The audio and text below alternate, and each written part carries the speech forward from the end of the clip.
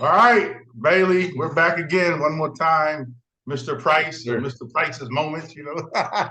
So we're going to talk about fitness again today and health and things right along those lines. But I know you got something you like to tell the people, and it sounds a little crazy to me, but you may be dead on, man. So we're talking about muscle as opposed Mhm. to putting on muscle as opposed to doing cardio.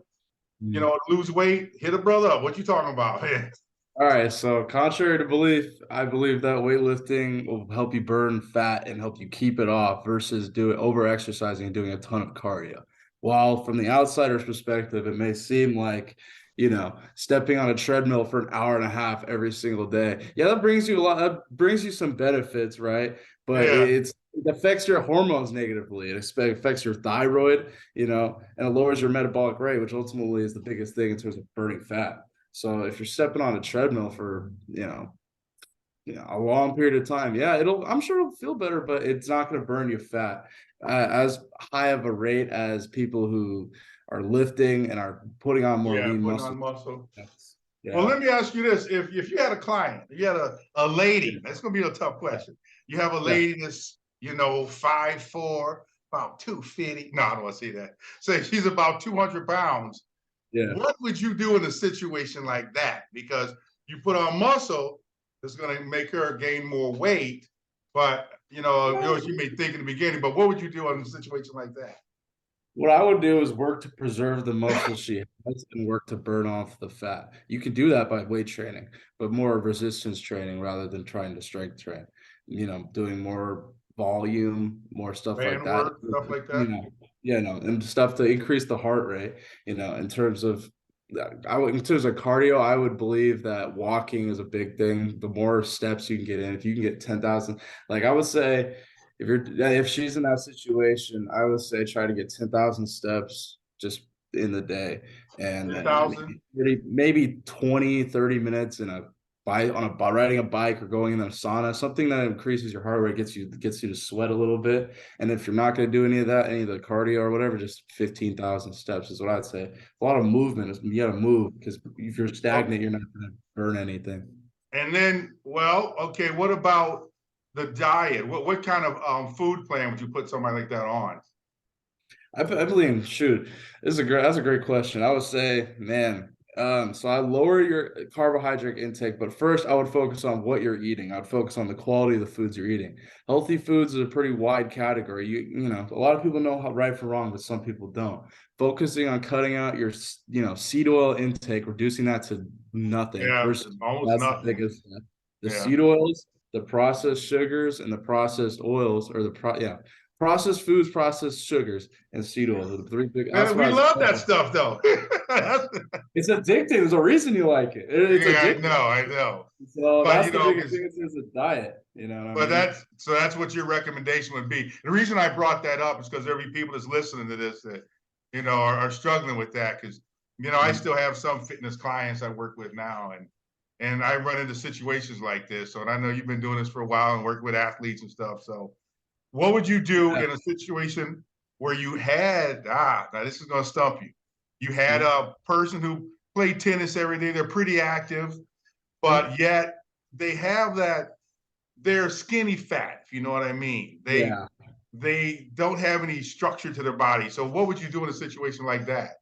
No, yeah. So that's also a great question. I can answer that. So someone who's skinny fat, quote unquote, I would advise to put on first off, increase your protein intake by a lot. That's what I'd say. Okay. And lower your carbohydrate intake. Do that, right?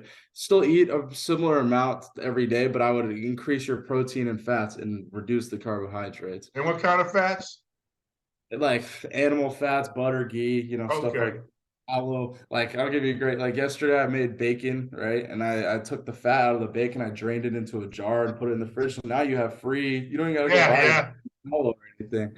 But I would start with upping your protein intake and then, resistance and strength training. I would get in the gym and start lifting some Okay. weight. Pretty simple as that. It's not gonna happen overnight. It's a process, right? But I Yeah. would say putting on as much lean muscle tissue as possible in order to help them burn off the skinny fat so they go from skinny fat to lean in due time.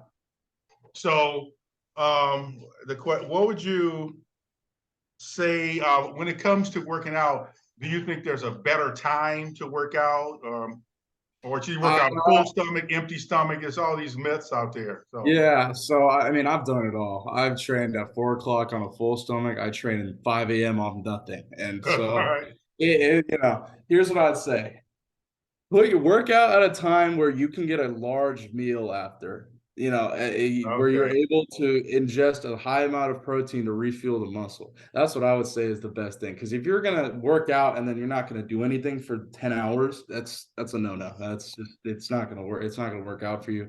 You're gonna end up, it's gonna take you a lot longer to burn fat, first of all. And it's also gonna take you a lot longer to put on muscle, especially at that such a if you're trying to put on a lot of lean muscle, especially at a calorie deficit, you gotta, work out a time where you can eat a large meal where you can get a lot of protein after. That's good advice. Well, that's about all I had. I'm one of those that I eat one meal a day, man. I'm still right Me around too. 265, 270, but I know if I want to lean out a little bit, I gotta eat more, and consume Yeah, well, good not fat. necessarily. I mean, if you got like if your one meal a day is pretty big, because I've been eating one meal a day. I'm sitting at 228, and I've been eating one meal a day for the last like 4 to 6 months, I'd say. And while it's my meals are pretty big. Like I have like a steak and a burger and some liver and some fruit, What? right? Oh yeah, raw liver. Oh yeah, that's a conversation chaser for a different Whoa, time. whoa, But whoa, whoa, whoa! Raw liver? raw liver, yeah. Okay, if you look in the statistics of bioavailable nutrients versus, raw liver, raw beef liver, grass-fed versus kale, one way outweighs the other by a lot. There's a reason I eat the All liver. right, man. But I yeah, hate liver though, man. I don't know about the liver, but I would just, yeah, that's one meal a day is, it's not bad. It's more what you eat is what matters. You know what I'm saying? Okay. All right. Well, I didn't have a lot more for you, but I know I like to get some of these Bailey's points in, throughout the YouTube channel. So, but I Absolutely. Of appreciate you coming on, and let's look forward course, to the man. next one. Absolutely, man. Look forward to it too. All right. And next time we'll have where they can get in contact with you in case somebody wants to, talk to you about a plan or something like that. All right. So Perfect. Sounds I'll good, leave your man. information below once I get all the, where you want to be contacted. All right, man. Perfect. Sounds good, man. Take All care. right. Later.